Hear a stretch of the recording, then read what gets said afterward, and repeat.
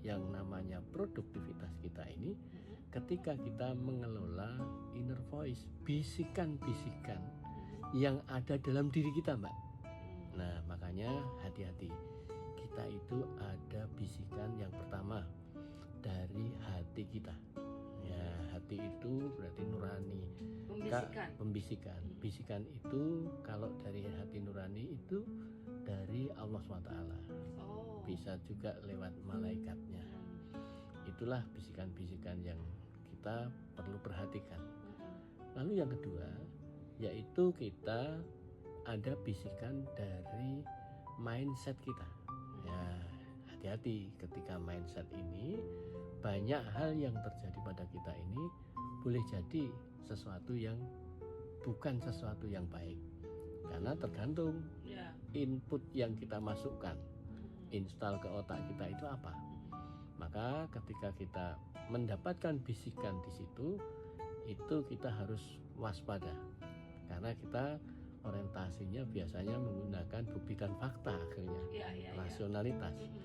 Nah, maka yang berikutnya ada bisikan dari yang namanya perasaan yang ada di relung hati kita ini juga harus hati-hati. Bisa jadi kalau hati kita kotor, nanti yang muncul adalah itu boleh jadi bisikan iblis atau bisikan-bisikan dari setan, kan gitu. Nah, dari tiga hal inilah maka kita perlu mengelola, Mbak. Kita itu bisa bicara, Mbak Ulfa, mungkin kalau bicara lewat mulut itu kalau kita hitung dalam waktu 1 jamnya bicara, atau mungkin Mbak Ulfa bisa ngomong panjang itu kira-kira tidak dalam kondisi capek, dalam berapa kata yang bisa dilontarkan.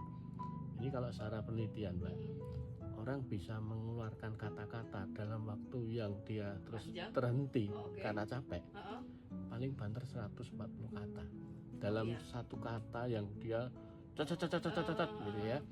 Misalnya orang cerewet lah gitu. Lalu bagaimana kalau kita itu dalam bentuk inner voice kita yang mengatakan sesuatu. Jadi bisikan yang ada di otak kita ini dalam waktu sewaktu itu bisa 4.000 kata. Ini satu penelitian. Jadi hasil riset itu menunjukkan bahwa kita dalam keadaan diam, walaupun mulut gak bicara, tapi ini di dalam benak diri kita itu ada bisikan-bisikan yang luar biasa.